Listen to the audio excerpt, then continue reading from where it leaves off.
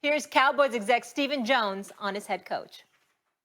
Absolutely not. He's done a great job with this team. As you saw yesterday, he had this team playing hard when a lot of teams, that game could have gotten real ugly when it was 31-3 there in the back end of the third quarter. And, he's got them playing hard, and we've just got to correct a few things. And, and we'll be back in line. I totally believe that. I know Jerry believes it.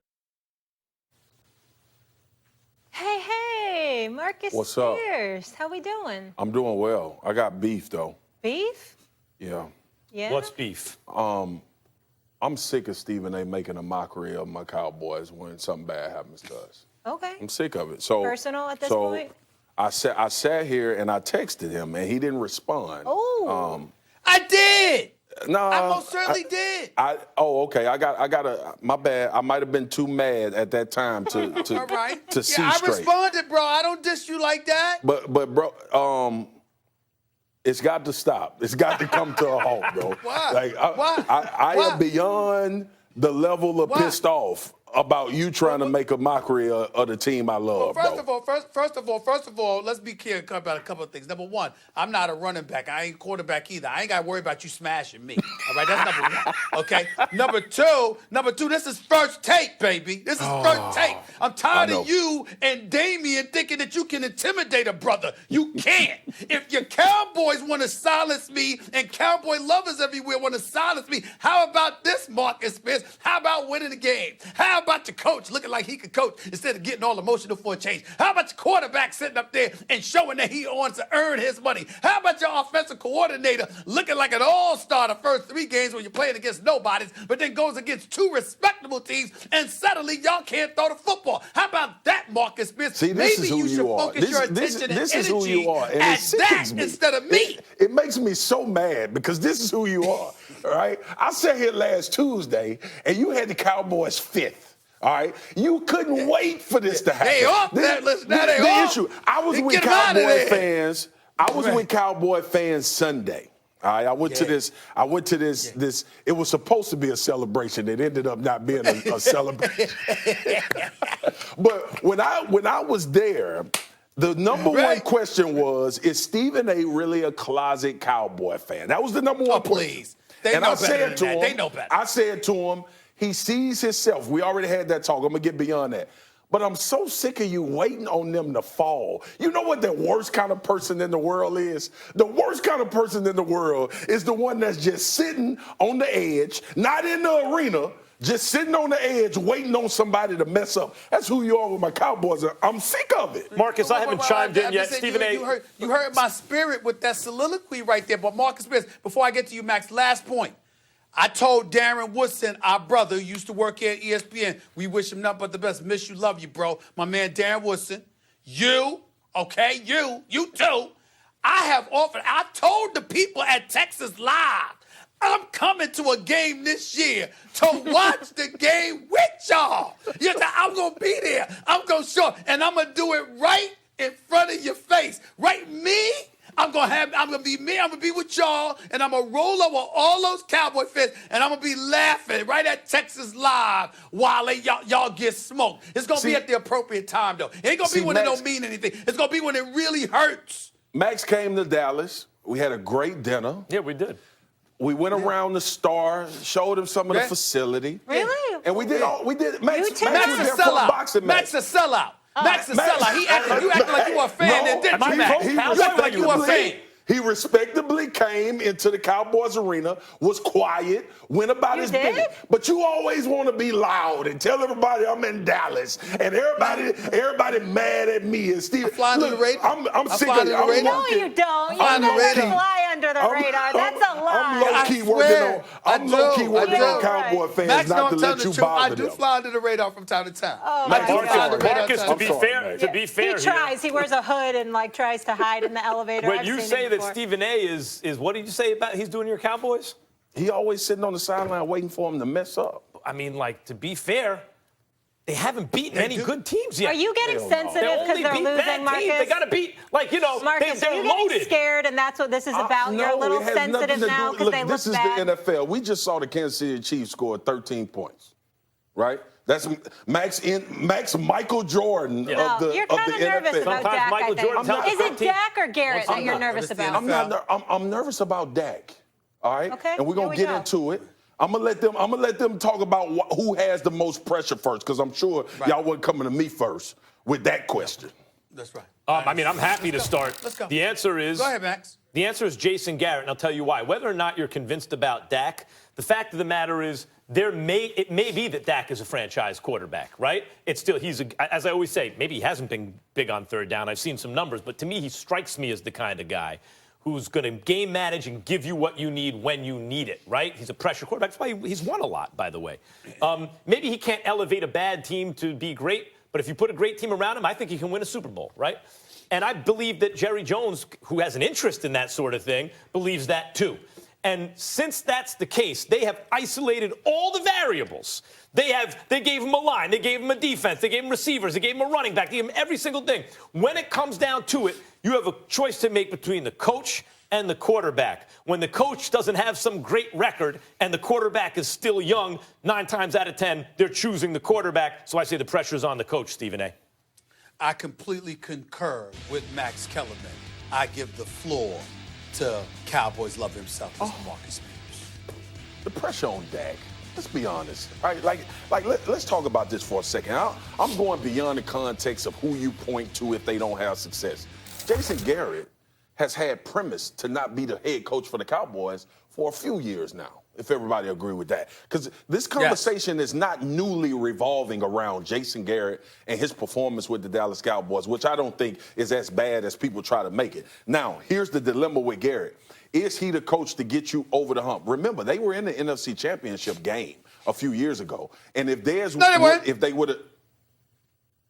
Few years is a liberal definition. How many years a few years ago. Dallas wasn't in no NFC Championship game. That was a divisional playoff game. My bad. Thank you. It wasn't no conference championship game. I'm thinking they should have been. I'm thinking they should have been in it because the referees hit us with a low blow. All right. And they should have went for it. I'm going to get past that. Sunday. What have we been talking about? You going to blame the officiating?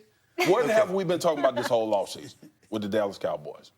If Dak can get paid and Jason Garrett isn't a good coach and they're never going to win with him? So here's the deal. The only new narrative in this whole discussion has been, what is Dak Prescott worth and is he a franchise quarterback? I came on this exact show after the first couple games and said, pay Dak everything you owe him, per se. But I also referenced that by saying you don't pay Dak $38 million. You cannot make him the highest paid quarterback and him to thrive in a system where he's not surrounded with other great players. And once you put the pressure on that salary cap, you can't surround him. That's every quarterback in the league. That's every quarterback in the league, minus maybe 2 guys that can, like you said, raise the level of a team even if they're not there, but they're just that good that they can raise the level of play. My issue with the pressure on Dak is now we're going to go on this roller coaster ride based on these weeks of value and what's his worth. Remember the first 3 weeks? Everybody paid Dak.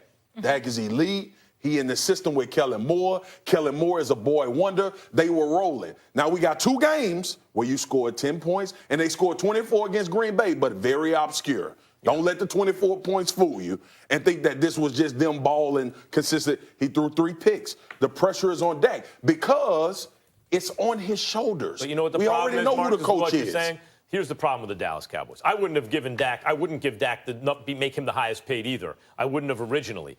At this point, they're going to. And the way they signaled they're going to is they said the same thing about Ezekiel Elliott. Even though Ezekiel Elliott is a better back than Dak is a quarterback, nevertheless, they said, we're not going to set the market. He wasn't even a free agent. He couldn't even sit out and reach free agency. And they made him the highest paid anyway. Biggest guarantee, highest average annual. Here's the problem. They're going to do the same thing with Dak. Here's the problem, man. Hold on, go ahead, Marcus Spears. Yep. The reason I feel the need to interject is to knock down your point. And your point about the only new narrative is Dak Prescott. That's not the only new narrative. If you recall, Jason Garrett was due an extension as well. Jerry refused to give it to him. A matter of fact, we discussed it on this show. praising Jerry Jones because usually, customarily in the past, he would pay that coach. Whoever his resident puppet was perceived as being, he would take care of that guy. This go round, he said, I got all the pieces around you. I owe it to my team to put you under the same pressure I put them on. Perform or else. And that's what he did with Jason Garrett, which is why Dak is not the only narrative. Jason Garrett is a narrative too. He's under the most pressure. Stephen A., Jason Garrett, the narrative, because we sit here and we talk about coaching, but my point is, we've been talking about Jason Garrett for years. This is not new. We've been talking about Jason Garrett and his performance for a number of years. The pressure is on Dak for this simple reason. What team doesn't get the franchise quarterback signed and under contract? What quarterback? Green Bay waited. If you can name me one that we've had to wait to get paid in a tenure that we're in right now. Aaron Rodgers didn't have to wait? Stephen A., Aaron Rodgers didn't start playing. Dak been doing this for since he came into the league. His circumstances evolved into him being the starter for the Cowboys. He did a tremendous job up until this point. I think he's still doing a tremendous job. Look, I'm not impressed upon bad games. Guys have bad games. There are issues with the Cowboys offense and issues with the way that they're playing right now. But with that being, and I also feel like Dak should be paid. I think people get it very obscure when I say that too. He shouldn't be. Dak should be paid a handsome amount of money for the work that he's put in. My issue has always been, and the pressure comes from the fact that we don't wait to pay franchise quarterbacks. It's an anomaly. We have the possibility of Dak Prescott hitting free agency. Can y'all tell me the last time a franchise quarterback hit free agency? Can I tell you what I think's going on, guys? Because I'm very suspicious when I hear no leaks about, when I read no leaks, I don't hear anything about what the guarantee is. So you hear leaks about we were going to make him the highest three, want a top three average annual salary means nothing. What is the guarantee? And my suspicion is, because we saw this actually with Kaepernick originally when they gave him his new deal. You looked at the guaranteed money and you said, but that guarantee doesn't reset the market or even come close. It doesn't even put him among the very top. So my suspicion is that's what the Cowboys are trying to do. At this point, there's no incentive for them to do it now because it's not like if he reaches free agency, he's going to reset the market by any more than he's going to reset the market now if he resets the market. But Max, so they're trying to be slick with the guarantee is my guess. This is not being slick with the guarantee means you're not sold. That's what I'm trying to get. Well, they want to save some trying to get everybody to understand. You don't have long, drawn-out negotiations with your franchise quarterback if it's not about particulars and getting it done, period. Jared Goff just got $100 million. Yeah. We just saw Carson Wentz get paid off a torn ACL. Would you have given Goff $100 million? You have to. Would you have given it? Yes. I wouldn't have. You would have to. I wouldn't have. Right? Unless you say. Marcus, what? You know what? Your passion really matches the show.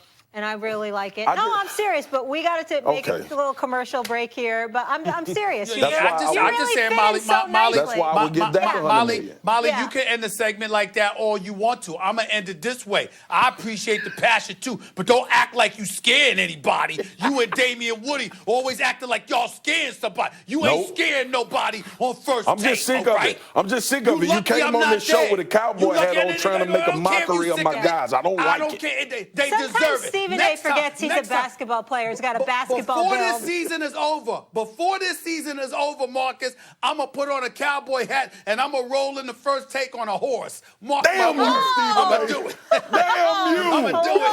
I'm going to do it. I will pay to see that. They need to, listen, in all seriousness, in all seriousness, they need to pay that man. Yeah. Because as long as this narrative continues, as long as this narrative continues and he's not paid, it's going to continue to say, you know what? The Cowboys ain't sold on that. Yeah, you might need to upgrade the coaching, too. Well, that's a part of it, maybe. You're all used to Stephen A. giving his top 5 NFL teams each week, but this week we got a big surprise for you with Stephen's A-list. Why? Because that's what we do. That's coming up next on First Take. Marcus, please stay. Absolutely. Get excited, football fans, because the NFL season is in full swing. Can you believe all these storylines from around the league? Which teams make the best case to take home the Lombardi Trophy? Who will rise and who will ultimately fall? We was catching him, unlike Aguilar. We have every snap, pass, and run covered for you with the best voices on television. Stephen A., you were Jason? So for all the best